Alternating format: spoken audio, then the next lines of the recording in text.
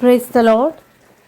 ലേവ്യ പുസ്തകം 4-ാം അധ്യായം 1 മുതൽ 35 വരെയുള്ള വേദഭാഗങ്ങൾ.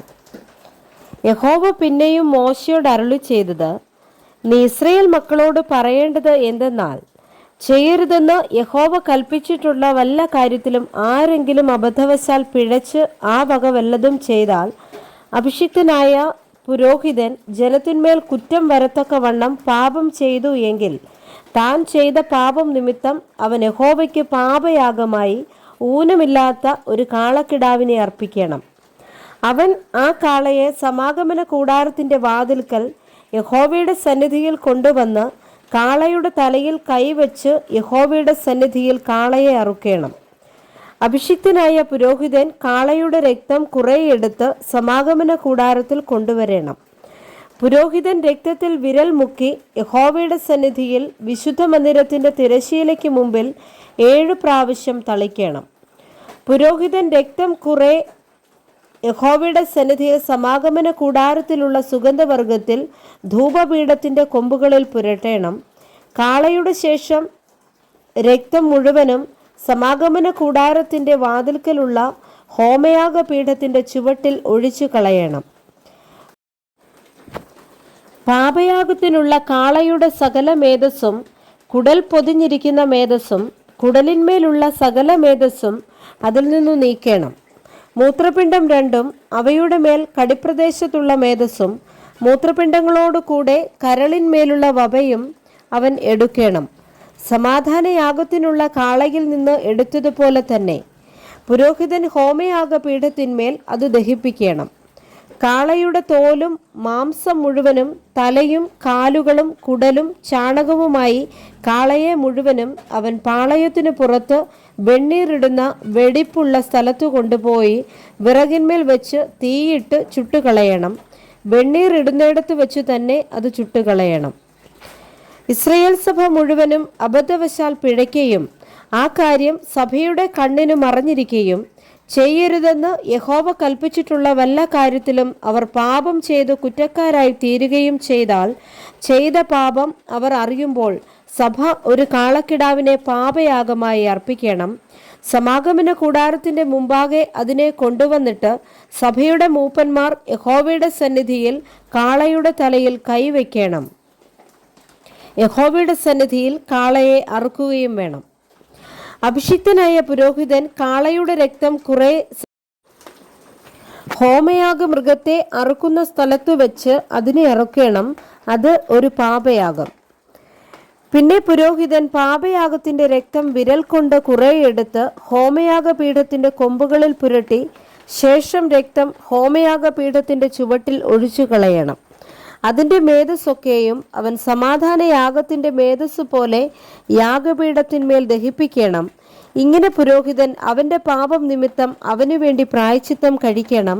എന്നാൽ അത് അവനോട് ക്ഷമിക്കും. ദേശത്തെ ജനത്തിൽ ഒരുത്തൻ ചെയ്യരുതെന്ന് യഹോവ കൽപ്പിച്ചിട്ടുള്ള വല്ല കാര്യത്തിലും അബദ്ധവശാൽ പിഴച്ചു കുറ്റക്കാരനായി തീർന്നാൽ, പാപം അവന് ബോധ്യമായി എങ്കിൽ, അവൻ ചെയ്ത പാപം നിമിത്തം ഊനമില്ലാത്ത ഒരു പെൺകോലാടിനെ വഴിപാടായി കൊണ്ടുവരണം. പാപയാഗ മൃഗത്തിന്റെ തലയിൽ അവൻ കൈവച്ചിട്ട് ഹോമയാഗത്തിന്റെ സ്ഥലത്ത് വെച്ച് പാപയാഗ മൃഗത്തെ അറുക്കണം. പുരോഹിതൻ അതിന്റെ രക്തം വിരൽ കൊണ്ട് കുറെ എടുത്ത് ഹോമയാഗ പീഠത്തിന്റെ കൊമ്പുകളിൽ പുരട്ടി ശേഷം രക്തമൊക്കെയും യാഗപീഠത്തിന്റെ ചുവട്ടിൽ ഒഴിച്ചു കളയണം. അതിന്റെ മേധസ്സൊക്കെയും സമാധാനയാഗത്തിൽ നിന്ന് മേധസ് എടുക്കുന്നത് പോലെ എടുത്ത് പുരോഹിതൻ യാഗപീഠത്തിന്മേൽ യഹോവയ്ക്ക് സൗരഭ്യവാസനയായി ദഹിപ്പിക്കണം. സമാഗമന കൂടാരത്തിൽ കൊണ്ടുവരണം.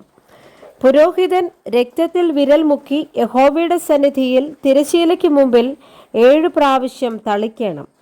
അവൻ സമാഗമന കൂടാരത്തിൽ യഹോവയുടെ സന്നിധിയിലുള്ള പീഠത്തിന്റെ കൊമ്പുകളിൽ കുറെ പുരട്ടണം.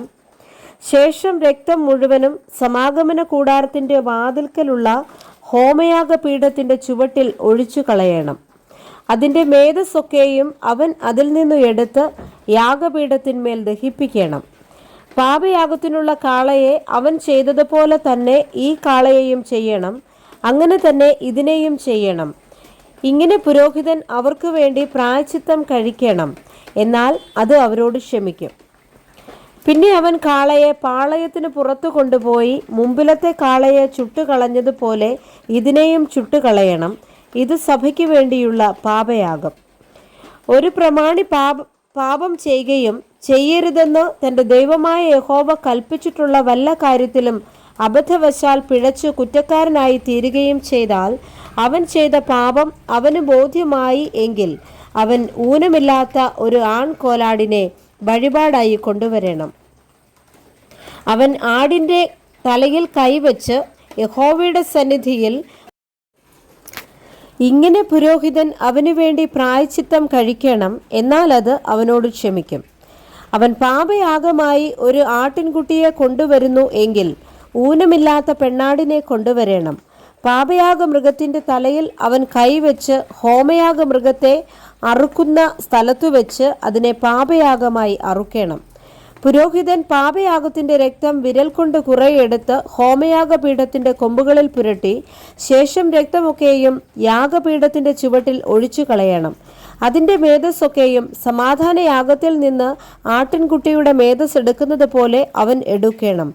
പുരോഹിതൻ യാഗപീഠത്തിന്മേൽ യഹോവയുടെ ദഹനയാഗങ്ങളെ പോലെ അവയെ ദഹിപ്പിക്കണം. അവൻ ചെയ്ത പാപത്തിന് പുരോഹിതൻ ഇങ്ങനെ പ്രായശ്ചിത്തം കഴിക്കണം. എന്നാൽ അത് അവനോട് ക്ഷമിക്കും. Praise the Lord. വായിച്ച തിരുവചന വേദഭാഗങ്ങളാൽ കർത്താവ് എല്ലാവരെയും സമൃദ്ധിയായി അനുഗ്രഹിക്കുമാറാകട്ടെ. ആമേൻ.